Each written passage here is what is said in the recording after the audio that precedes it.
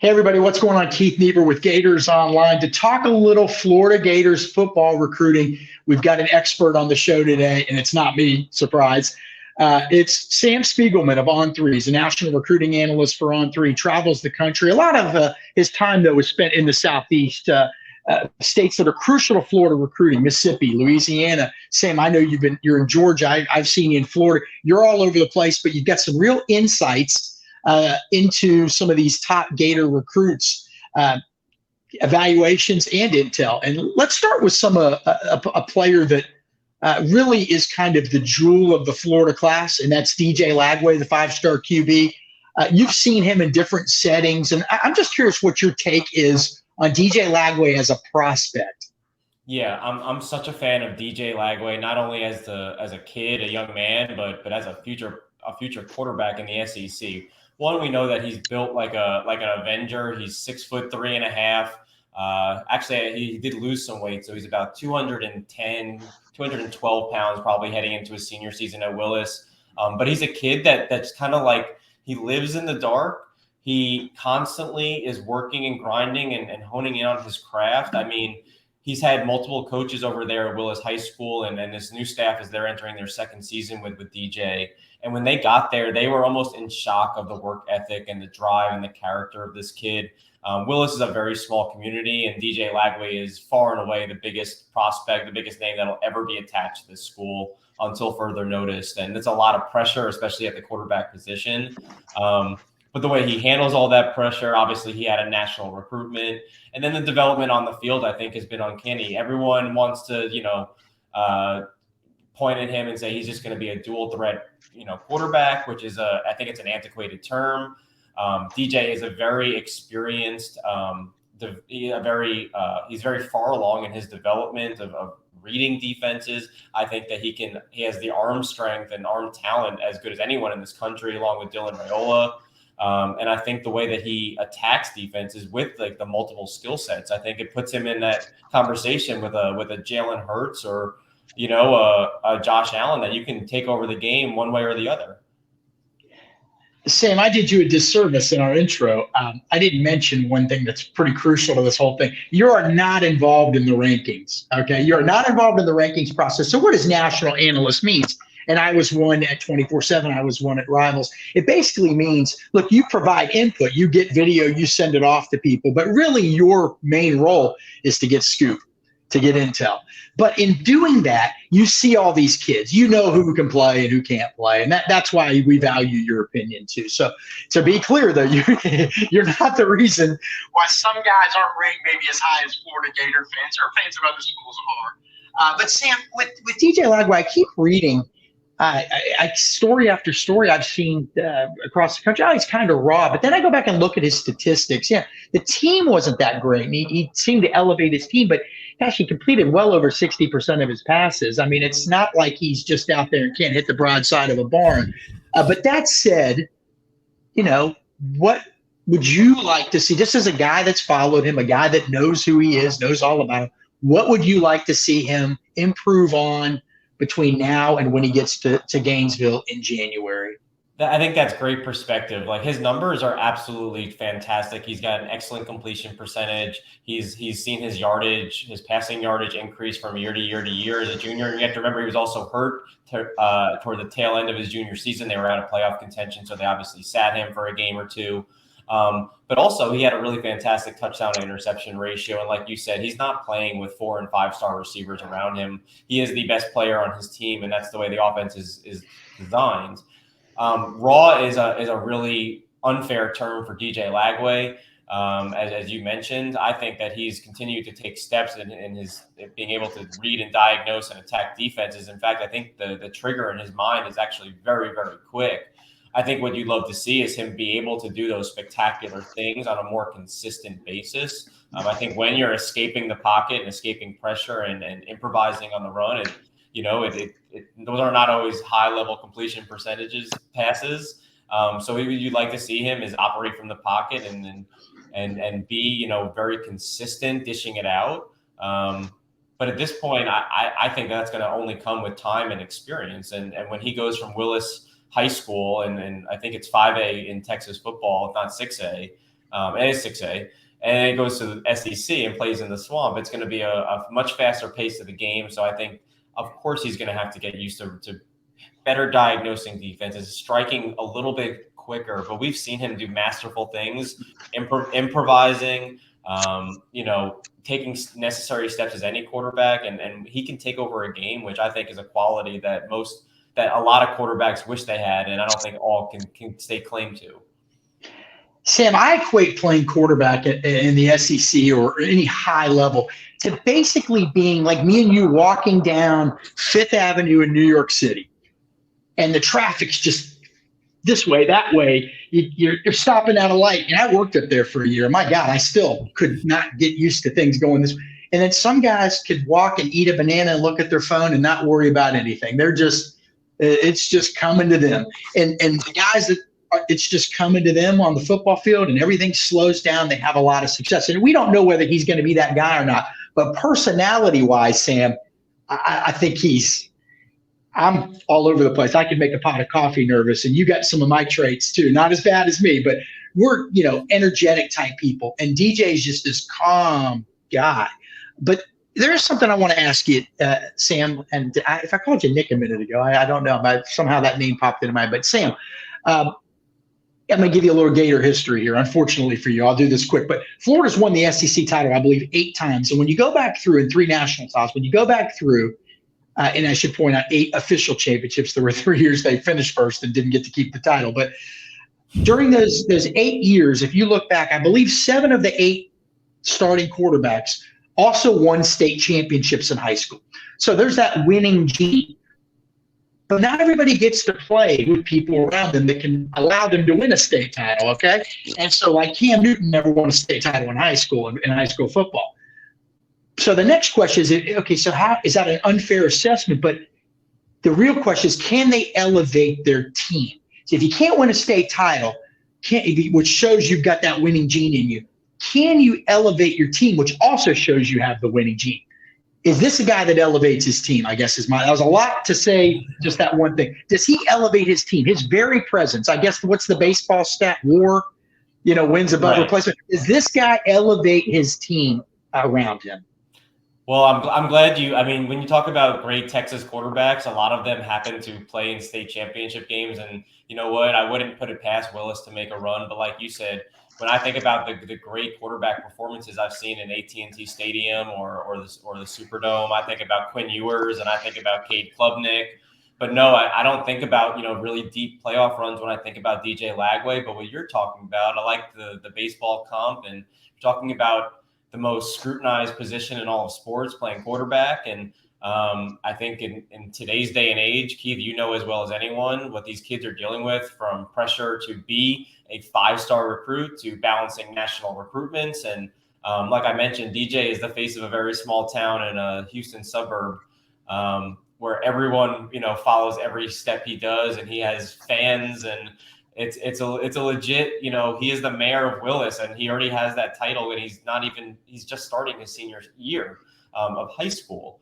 I've known DJ now for this is our 4th year of getting to work together, and me following his recruitment and getting to watch him develop from a young quarterback prospect to, him picking up his A&M offer, and then, schools like Florida and USC and Clemson and LSU and all these other great schools getting in the mix for him. And there's a reason that these schools wanted him.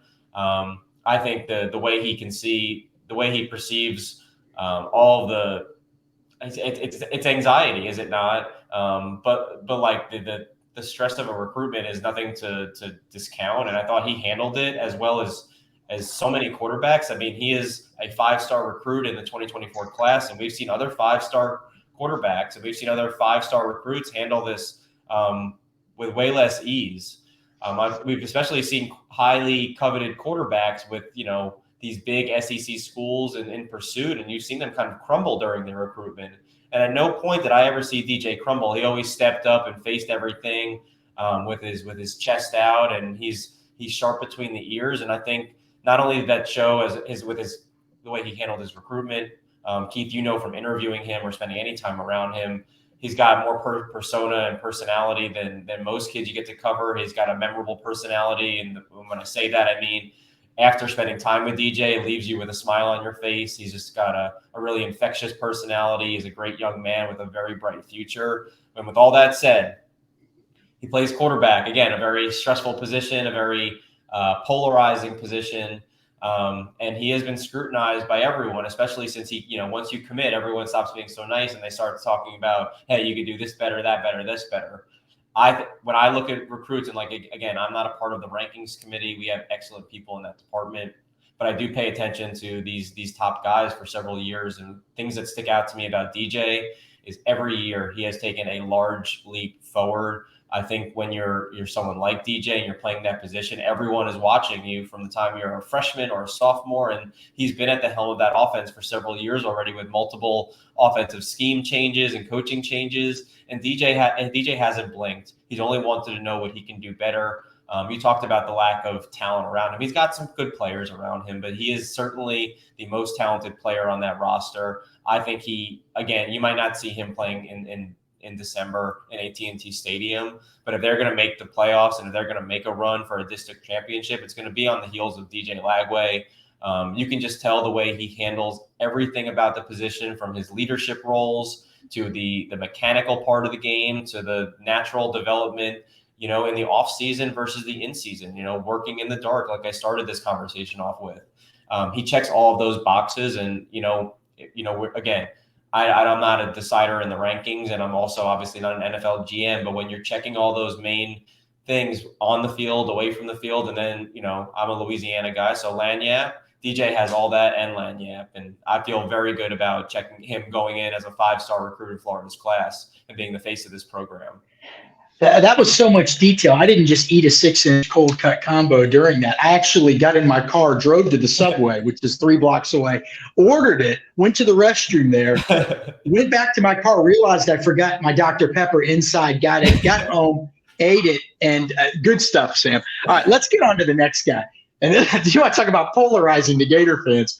I shouldn't be laughing, or I shouldn't be smiling, because they're not happy with Jamonta Waller's ranking, but they are happy with his production. Look, this guy listed as an edge, Jamonta Waller, Florida Gators commit from Picayune Memorial in Mississippi. I believe that's the right school. Is an edge. Is listed as an edge, but he's going to play edge and inside linebacker at Florida.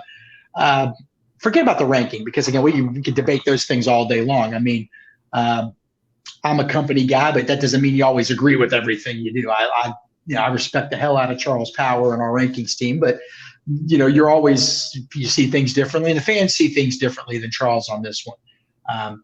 And now they're looking at it through a Gator lens, but nobody can argue against his production, Sam. And I just wanted to get your thoughts on Jamonta Waller as a guy that Friday night after Friday night after Friday night is doing things out there. What do you like about his game? What is Florida getting in him?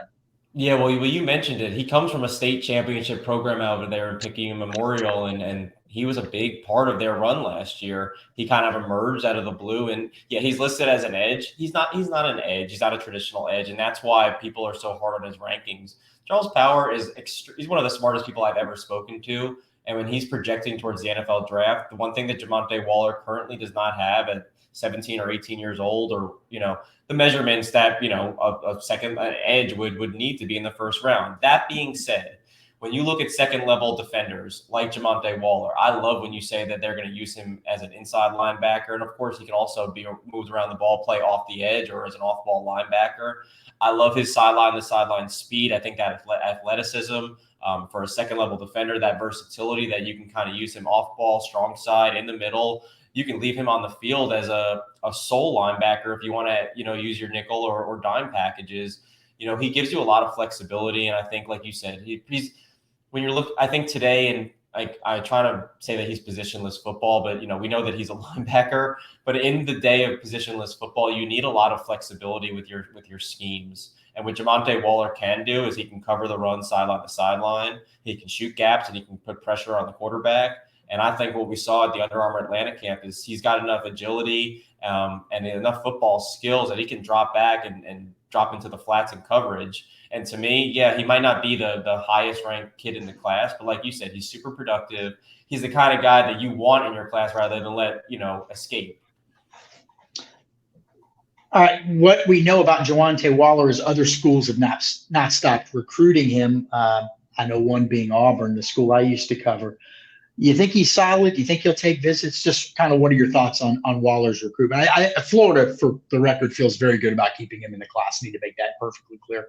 Of course, and that being said, he committed to Florida a little bit. It got, you and I were speaking about it. It got quick fast. It got, things picked up in a flurry. I also feel really good about Florida holding on to Jamonta Waller. I think what they've done on the defensive side of the ball, especially from a recruiting standpoint, has been really stellar.